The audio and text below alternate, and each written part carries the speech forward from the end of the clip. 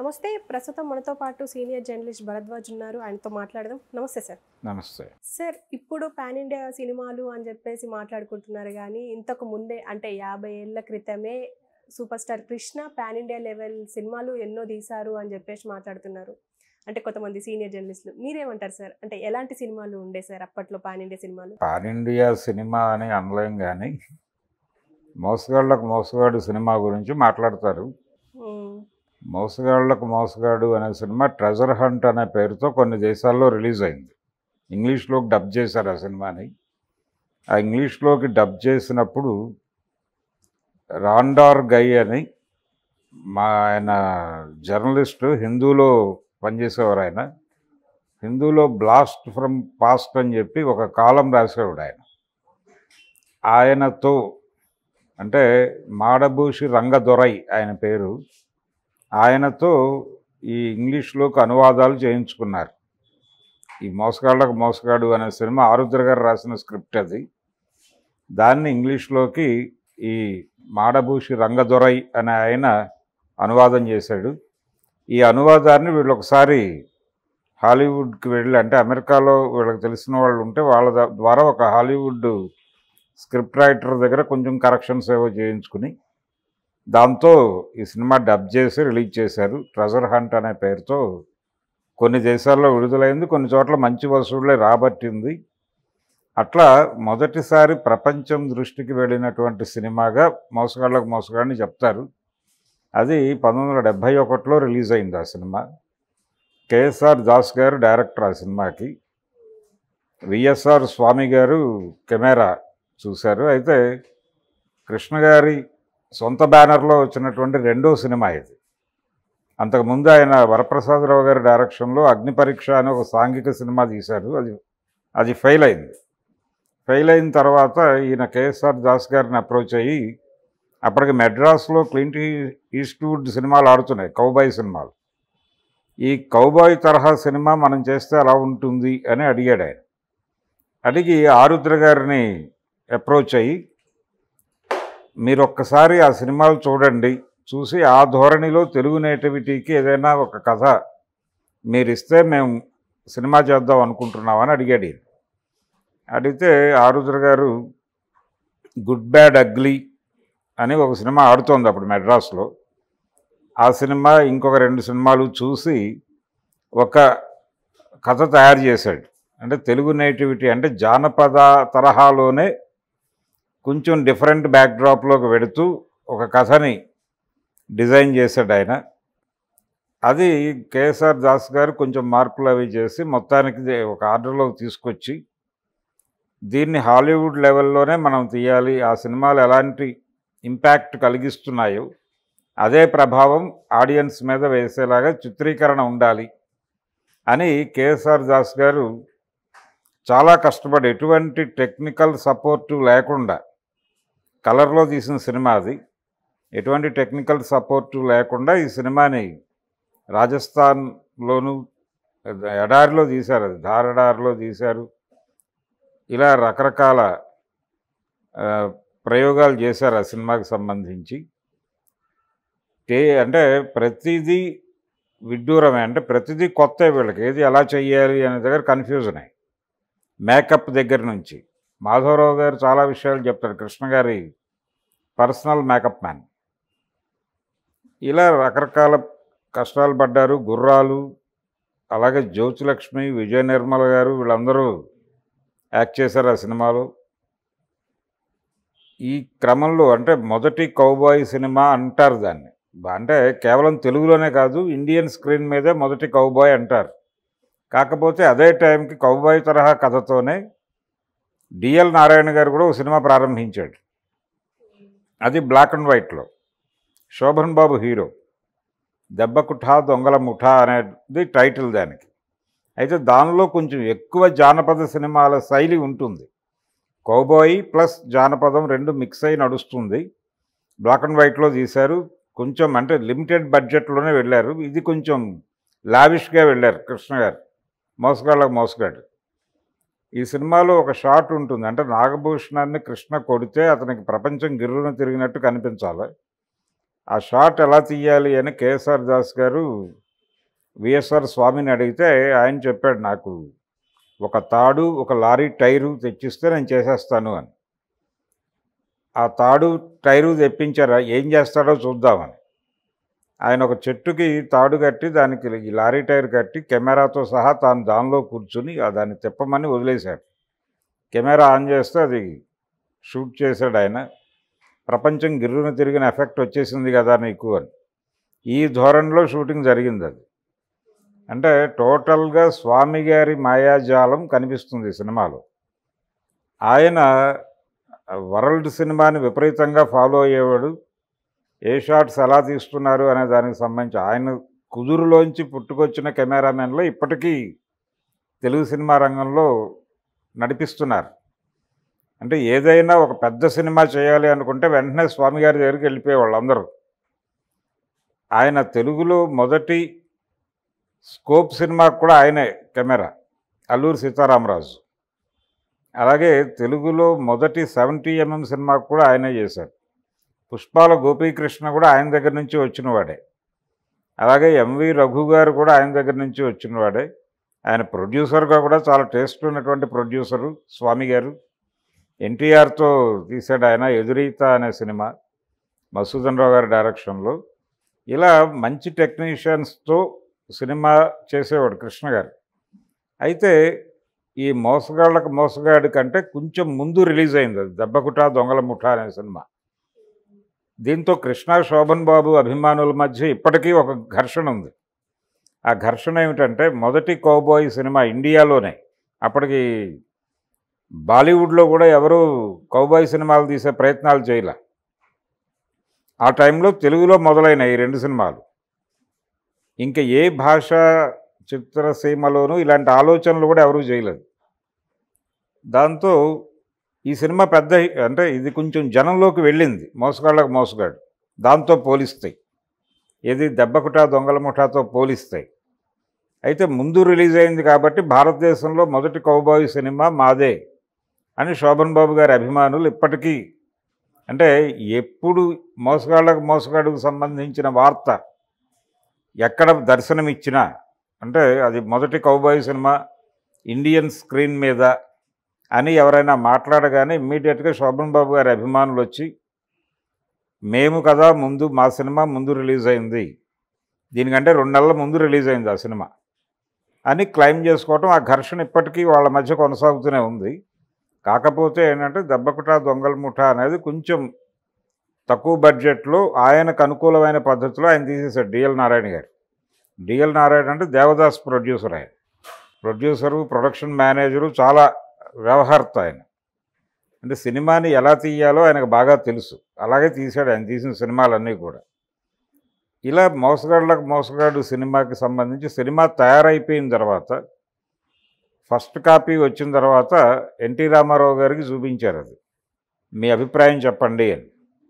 ఆయన సినిమా చూసి ఏం చెప్పాడంటే, ఇది ఫ్యామిలీ ఆడియన్స్ రారు ఈ సినిమాకి, యూత్ వస్తుంది, అంతవరకే టికెట్లు దిగుతాయి, మీరు ఇదేదో సూపర్ హిట్ అయిపోతుంది, సద్దినోత్సవాలు జరుపుకుంటుంది, అలాంటి ఆశలే పెట్టుకోవద్దు, సాధారణంగా డబ్బులు వస్తాయి, కాకపోతే రిపీట్ రన్స్లో డబ్బులు ఎక్కువ వస్తాయి, ఫస్ట్ రిలీజ్లో మీరు ఎక్కువ ఆశించకండి అని చెప్పాడు ఆయన సినిమా చూసి.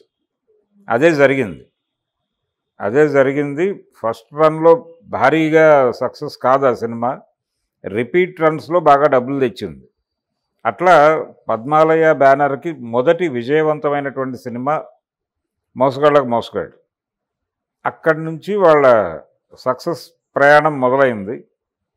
ఈ క్రమంలోనే, అంటే ఈ ప్రాసెస్లోనే వాళ్ళ తర్వాత పార్ట్నర్షిప్లో 12 కాపురం అనే సినిమా చేశారు.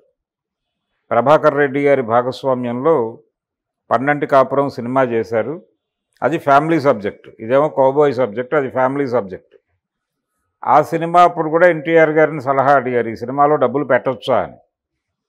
పెట్టొచ్చు, ఏం పర్వాలేదు, ఇది యూనివర్సల్ సబ్జెక్ట్, ఎప్పుడైనా పాడియావు లాంటి కథ ఇది, అంటే ఉమ్మడి కుటుంబానికి సంబంధించిన కథను ఎప్పుడు తీసినా జనం చూస్తారు. ఎందుకు చూస్తారంటే వాళ్ళ జీవితాల్లో కోల్పోయినది తెర మీద చూసి ఆనందపడటం అనేది మానవ నైజం, కాబట్టి మీరు డబ్బులు పెట్టండి జనం చూస్తారు అని చెప్పాడు ఆయన.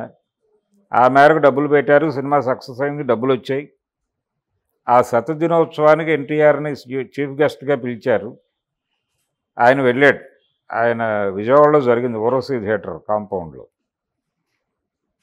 ఎన్టీఆర్ని స్టేజ్ మీద కమిట్ చేయించారు, మీరు డేట్స్ ఇస్తే మేము మీతో సినిమా తీస్తామని. అట్లా దేవుడు చేసిన మనుషుల సినిమాకి ఎన్టీఆర్ని హీరోగా కమిట్ చేయించారు. ఆ సినిమా కూడా చాలా పెద్ద హిట్. దాని తర్వాత సీతారామరాజుకి వెళ్ళారు. Sitaramaraju sensational hit. అలా పద్మాలయ బ్యానర్కి తెలుగులో వచ్చిన చారిత్రాత్మక చిత్రాల్లో అతిపెద్ద విజయం సాధించిన సినిమా సీతారామరాజు. ఆ సినిమా నిజానికి ఎన్టీఆర్ చేయాలనుకున్నాడు. ఆయన అనుకుని జయసింహ టైంలోనే ఆయన అనౌన్స్మెంట్ చేశాడు, ఈ సినిమా నేను చేయబోతున్నాను సీతారామరాజు అని. ఘంటసాల గారితో పాటలు కూడా రికార్డ్ చేయించారు. ఇప్పటికీ దొరుకుతాయి ఆ పాటలు, అవైలబుల్లే. అలాగే ఎన్టీఆర్ గారి మేకప్ స్టిల్ కూడా అవైలబుల్లే. అది కినిమా అనేటువంటి పత్రికలో వచ్చయింది ఆయన మేకప్ స్టిల్.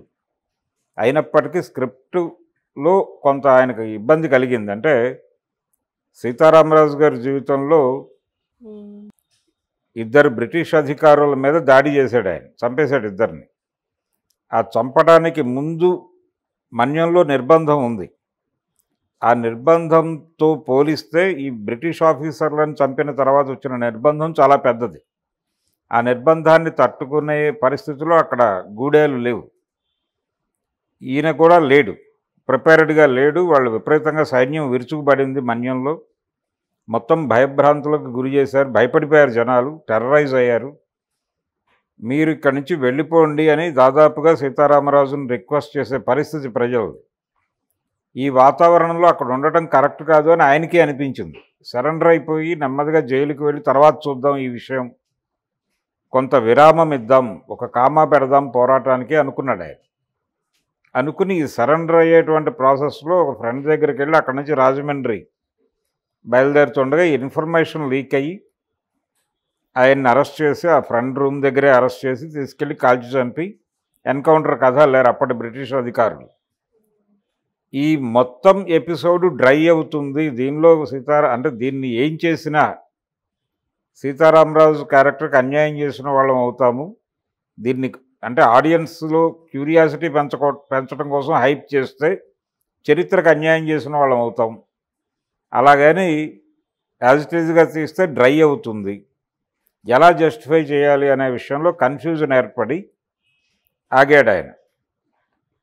ఆగి కృష్ణ గారు మొదలుపెట్టినప్పుడు ఎలా స్క్రిప్ట్ అనుకుంటున్నారు అనేది ఆయనకు తెలుసు. ఎందుకంటే అంతకుముందే కంచుకోట టైంలో విశ్వేశ్వరరావు గారి బ్యానర్లో ఎన్టీఆర్ చేసిన కంచుకోట చాలా పెద్ద హిట్ అయినప్పుడు మహారథి గారు ఆ సినిమాకి పనిచేశాడు.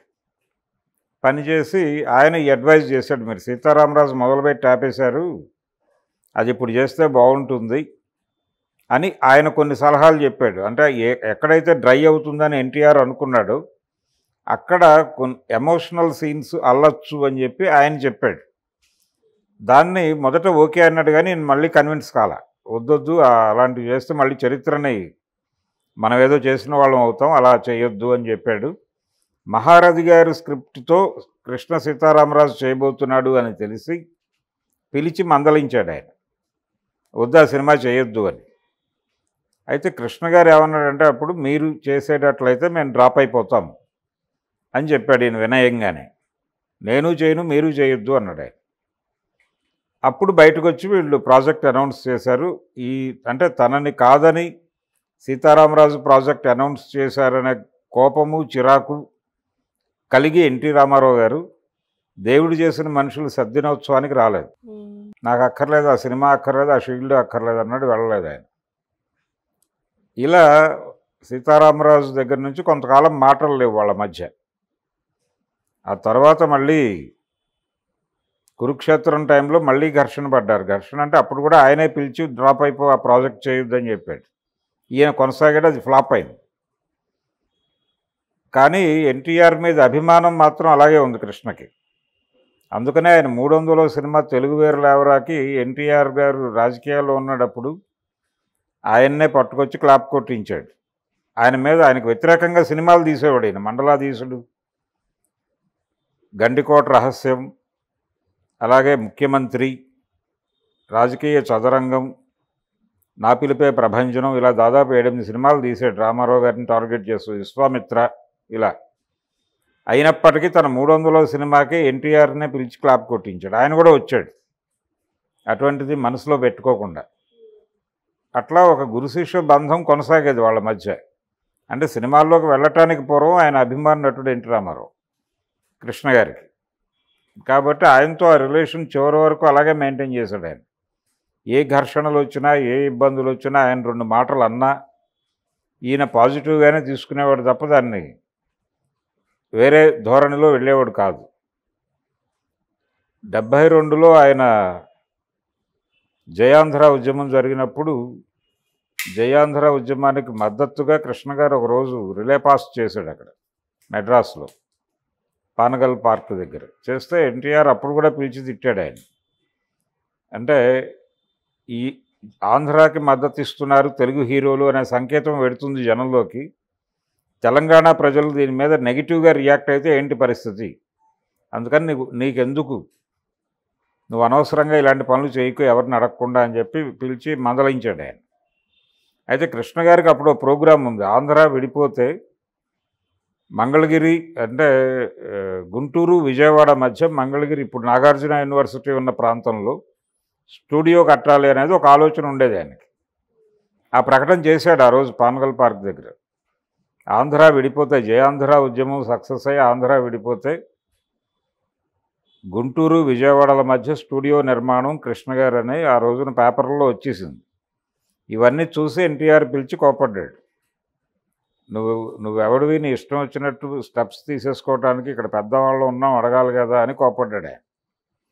ఇలా చాలా 3-4 సందర్భాల్లో ఆయన పిలిచి కోప్పడిన సందర్భాలు ఉన్నాయి. అలాగే సీతారామరాజు సినిమా ఆయన చివరి అంటే పాపారాయుడు టైంలో, సర్దార్ పాపారాయుడు సినిమా చేస్తున్న టైంలో ఒక ప్రొడ్యూసర్ వచ్చి మీతో సీతారామరాజు సినిమా చేయాలనుకుంటున్నాను అని ఎన్టీఆర్ని అడిగాడు.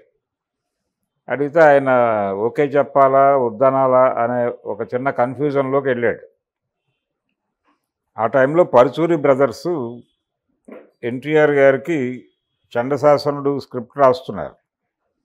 ఆ టైంలో వాళ్ళు ఒక అడ్వైజ్ చేశారు, అంటే ఒక్కసారి కృష్ణ గారు చేసినటువంటి సీతారామరాజు చూడండి అని చేస్తే అప్పుడు కృష్ణకి కబురు పెట్టాడు ఆయన, నేను నీ సీతారామరాజు చూడాలనుకుంటున్నాను అని. ఆయన వెంటనే వాళ్ళ థియేటర్ ఉండేది విజయకృష్ణ అని, ప్రివ్యూ థియేటర్, దానిలో ప్రింట్ తీసుకొచ్చి ఏర్పాట్లు చేశాడు. ఈయన వెళ్ళి సినిమా చూశాడు. చూసి ఇంతకంటే చేసేది ఏం లేదులే, ఈ సినిమా చేయకండి అని చెప్పి ఆ ప్రొడ్యూసర్కి చెప్పి అమ్మించేశాడు. చేయలేదు ఆయన. ఇంతకంటే ఎవడూ చేసేది ఏం లేదు, ఏం చేసినా మనం ముందు అనుకున్నట్టే అవుతుంది, వద్దని చెప్పాడు. అలా ఈ సినిమాలు అన్నిట్లో మోసగాళ్ళకు మోసగాడు, సీతారామరాజు సినిమాలు చాలా పెద్ద పద్మాలయ బ్యానర్కి అసెట్ సినిమాలు ఇవి. అలాగే దేవుడు చేసిన మనుషులు కూడా. ఈ 3 సినిమాలు ఆ బ్యానర్ని నిలబెట్టేసిన సినిమాలు. ఆ తర్వాత విజయాలు వచ్చినా పరాజయాలు వచ్చినా ఆ బ్యానర్ నిలబడటానికి మూల స్తంభాలుగా నిలబడ్డ సినిమాలు ఈ 3. ఆ తర్వాత 4వ స్తంభం పాడి పంటలు. ఈ 4 సినిమాల మీద పద్మాలయ అనేటువంటి ఒక సంస్థ నిలబడి ఉంది. అందులో కీలకమైన సినిమాలు ఈ 2. ఇది తెలుగులో మొదటి స్కోప్ సినిమా సీతారామరాజు.